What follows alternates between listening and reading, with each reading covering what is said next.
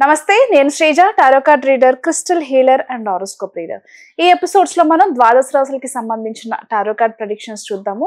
అలాగే మీలో ఎవరికన్నా టారో కార్డ్ రీడింగ్ కోర్స్ నేర్చుకోవాలనుకున్నా, క్రిస్టల్ హీలింగ్ నేర్చుకోవాలనుకున్నా, అసలు క్రిస్టల్స్ అంటే ఏంటి, అవి ఎలా పనిచేస్తాయి అనే సబ్జెక్ట్ గురించి తెలుసుకోవాలనుకున్నా, switch word therapy, manifestation techniques గురించి ఎవరైనా నేర్చుకోవాలనుకున్నా, స్క్రీన్ మీద కనిపిస్తున్న నంబర్స్కి కాల్ చేసి క్లాసెస్కి తెలిసిన వివరాలన్నీ కూడా అలాగే తెలుసుకోవచ్చు. అలాగే ఎవరికైనా సరే మంచి క్వాలిటీ జెమ్ స్టోన్స్ కానివ్వండి, క్రిస్టల్స్ కానివ్వండి, క్రిస్టల్ జ్యువెలరీ కానివ్వండి, బ్రేస్లెట్స్ కానివ్వండి, మాలలు కానివ్వండి, ఏదైనా సరే మీరు ఇదే నెంబర్ మీద సంప్రదించి మీకు కావాల్సిన వివరాలు అడిగి తెలుసుకోవచ్చు. అయితే చాలామంది నన్ను అడిగే క్వశ్చన్ ఏంటంటే, మేడం మీరు డిస్క్రిప్షన్లో ఏదైతే మెన్షన్ చేస్తున్నారో అది సరిగా అర్థం కావట్లేదు, ఒకసారి మీరు ఎక్స్ప్లెయిన్ చేస్తే బాగుంటుందని చెప్పారు. దానికోసం సపరేట్ వీడియో చేసే కంటే కూడా ఇక్కడ నేను ముందే చెప్తున్నాను, ఇన్ కేస్ మీకు డబ్బు సమస్యలు ఉంటే కనుక ఏ పరిహారం పాటించాలి, రిలేషన్షిప్ ప్రాబ్లమ్స్ అయితే, అలాగే ఆరోగ్య సమస్యలు అయితే, ఎడ్యుకేషన్ పరంగా, ప్రమోషన్ పరంగా ఎలాంటి మీరు స్విచ్ వర్డ్స్ని యూజ్ చేస్తే మీకు మంచి జరుగుతుందో, అలాగే అన్లిమిటెడ్ మనీ ఫ్లో ఉంటుందో అది నేను చెప్తాను. చక్కగా వీడియోకి ముందు ఒక నోట్బుక్ మీరే ముందే రెడీ చేసుకుని పెట్టుకుంటే చక్కగా అన్నీ కూడా రాసుకోవడానికి వీలుగా ఉంటుంది. అయితే ఇప్పుడు బిజినెస్ స్టార్ట్ చేసాము, బిజినెస్ సరిగా నడవట్లేదు, మాకు బిజినెస్లో మనీ ఫ్లో లేదు, ఎంతసేపు చేతి డబ్బులతోనే మేము నడిపించాల్సి వస్తుంది అనుకునే వాళ్ళు కానివ్వండి, అప్పుల బాధలు ఎక్కువయ్యాయి అనుకునే వాళ్ళు కానివ్వండి, రావాల్సిన డబ్బు చేతికి అందట్లేదు అనుకునే వాళ్ళు కానివ్వండి, ఏ రకంగానైనా మీరు డబ్బులకి ఇబ్బంది పడుతుంటే కనుక పోవర్టీ క్యాన్సిల్, అలాగే ఫైండ్ డివైన్, అలాగే ఇక్కడ ప్రమోషన్, మీరు చేసే బిజినెస్లో కూడా మంచి గ్రోత్ రావాలనుకుంటే రెడిక్యులస్ చార్మ్, అంటే ఇదంతా కూడా మనీకి సంబంధించి వస్తాయన్నమాట. ప్రమోషన్ వస్తే మీ ప్లేస్ అనేది మారుతుంది కాబట్టి మళ్ళీ చెప్తున్నాను, poverty cancel, ridiculous charm, together change, find divine, count on. మొత్తం 5 వర్డ్స్ చెప్పాను. ఇవి డిస్క్రిప్షన్లో ఫర్ మనీ ప్రాబ్లమ్ అని చెప్పేసి అక్కడ మెన్షన్ చేస్తారు. చక్కగా ఏదైతే స్పెల్లింగ్స్తో సహా నేను మెన్షన్ చేశానో అదంతా కూడా మీరు రోజుకి 28 సార్లు క్యాపిటల్ లెటర్స్లో గ్రీన్ కలర్ పెన్తో టాప్ టు బాటమ్ క్యాపిటల్ లెటర్స్లో మాత్రమే రాయాలి. మీరు 28 సార్లు ఎలా అంటే అక్కడ నేను ఏదైతే హైఫన్ మెన్షన్ చేశానో హైఫన్ మెన్షన్ చేసి మొత్తానికి రాయాలి. మీరు చదివేటప్పుడు అంటే 28 సార్లు మీరు రాయడం పూర్తయిపోయిన తర్వాత 28 సార్లు జపం ఏదైతే చేస్తారో అక్కడ హైఫన్ మెన్షన్ చేయాల్సిన అవసరం లేదు. నార్మల్గా వర్డ్ ఏదైతే ఉందో దాన్ని యాజ్ ఇట్ ఈస్ గా చదువుకోవచ్చు. అలాగే దీంతో పాటుగా హెల్త్కి సంబంధించి కూడా చూసుకుంటే కనుక టుగెదర్ చేంజ్ కానివ్వండి, డివైన్ లైట్ కానివ్వండి, ఓకే, ఈ 2 స్విచ్ వర్డ్స్ బాగా యూజ్ అవుతాయి అనమాట. వీటిని కూడా 28 సార్లు, ఎక్కువ సార్లు అంటే 28 సార్లు కాకుండా ఇంకా ఎక్కువ సార్లు జపం చేసినా కానీ చాలా మంచి జరుగుతుంది.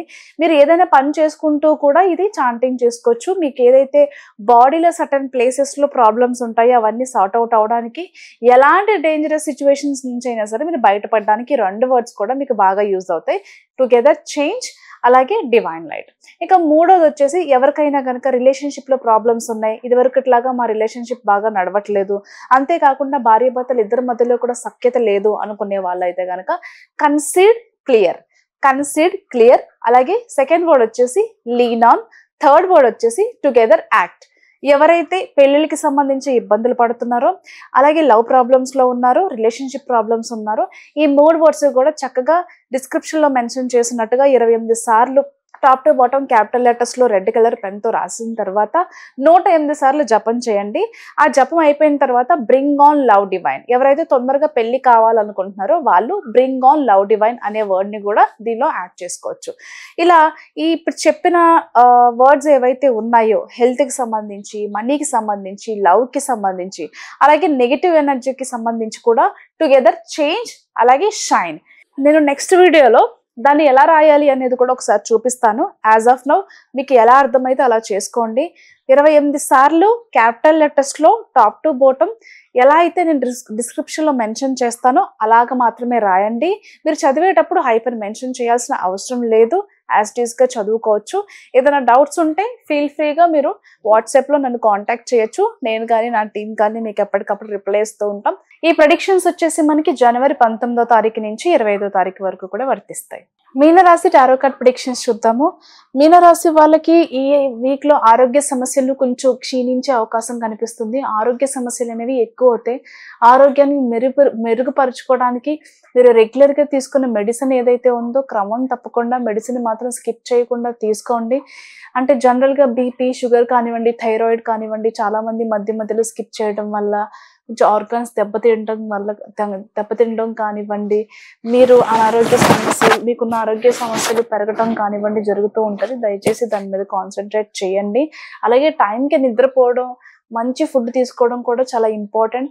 ఇన్సోమేనియా ప్రాబ్లమ్స్ అనేవి అంటే ఉన్న ఆరోగ్య సమస్యల వల్ల సరిగా నిద్ర పట్టకపోవడం లాంటి సమస్యలు ఎక్కువయ్యే ఛాన్సెస్ ఉంటాయి. కాబట్టి జాగ్రత్తలు తీసుకోండి. చాలా విషయాల్లో కన్ఫ్యూజన్కి లోన్ అవుతూ ఉంటారు. మరీ ముఖ్యంగా జాబ్ కొంచెం రిస్క్లో ఉండే అవకాశం కనిపిస్తుంది అనమాట. చాలా మంది మీ మీద చేసే అనవసరమైన ఆరోపణ వల్ల కానివ్వండి, కొన్ని రకాల పాలిటిక్స్ మీ మీద జరగటం కానివ్వండి, అసలు ఇక్కడ జాబ్ చేసి ఇలాంటి ప్రెషర్ నేను భరించేదానికంటే కూడా రిజైన్ పెట్టేసి వేరే జాబ్ ఎత్తుక్కుంటే మంచిదేమో అనుకునేంత విధంగా ఉండటం, అలాగే ఎలా అయినా సరే మిమ్మల్ని అక్కడి నుంచి పంపించేయాలి, మీ జాబ్ తీయించేయాలి అని చెప్పేసి మీ చుట్టూ ఉన్న వాళ్ళు కూడా మీ మీద చాలా పన్నాగాలు పన్నుతూ ఉంటారు.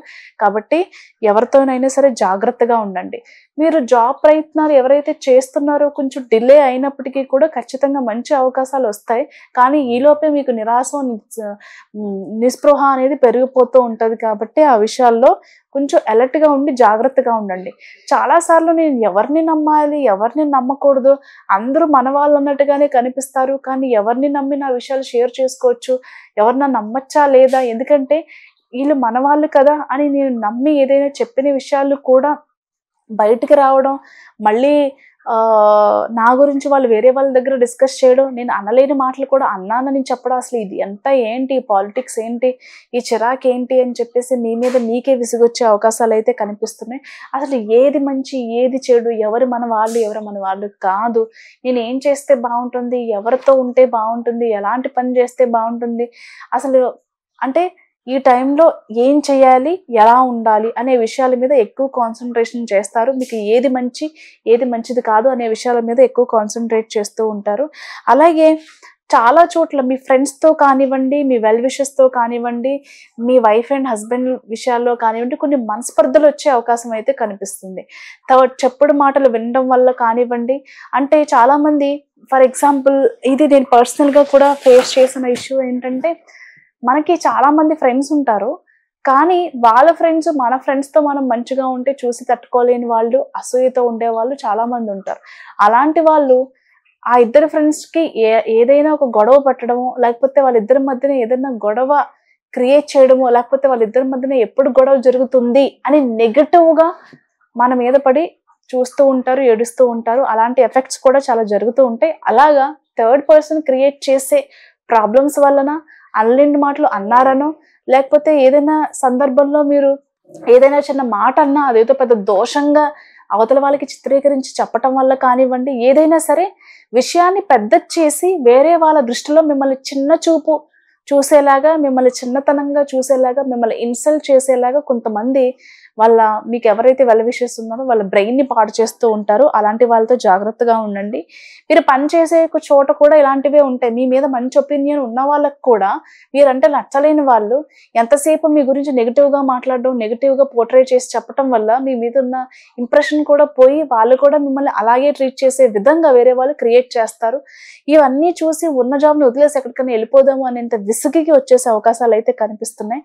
జాగ్రత్తగా ఉండండి. But end of the day మీరు ఎక్కడైతే జాబ్ మానేసి వేరే కొత్త అవకాశం వస్తే ఖచ్చితంగా వెళ్ళిపోతానని ఎదురు చూస్తున్నారు ఒక అవకాశం కోసం, వారాంతంలో ఖచ్చితంగా మీకు కావాల్సిన అవకాశం అయితే మీకు అందుతుంది. ఖచ్చితంగా మీకున్నటువంటి సమస్యల నుంచి బయటపడతారు. ఎలా అయినా సరే ఇక్కడ నుంచి వెళ్ళిపోవాలి అనే మీరు సంకల్ప బలం ఏదైతే ఉందో అది మిమ్మల్ని గట్టెక్కిస్తుంది. ఖచ్చితంగా మంచి జాబ్ అవకాశం అయితే వస్తుంది.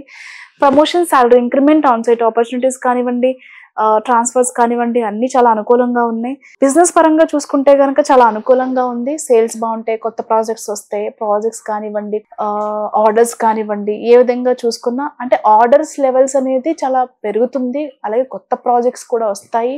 రియల్ ఎస్టేట్ కానివ్వండి, ఏ రంగంలో ఉన్న వాళ్ళు కానివ్వండి, బిజినెస్ లో మాత్రం మంచి లాభాలు కనిపిస్తాయి. అలాగే గృహప్రవేశాలకి సంబంధించి అంటే ఇంటికి సంబంధించి, సొంత ఇంటి నిర్మాణానికి సంబంధించి, ఏదైనా ప్రాపర్టీ మీద ఇన్వెస్ట్మెంట్స్ కి సంబంధించి కూడా మంచి డెసిషన్స్ తీసుకుని ఇన్వెస్ట్మెంట్స్ చేస్తారు. Thank you so much.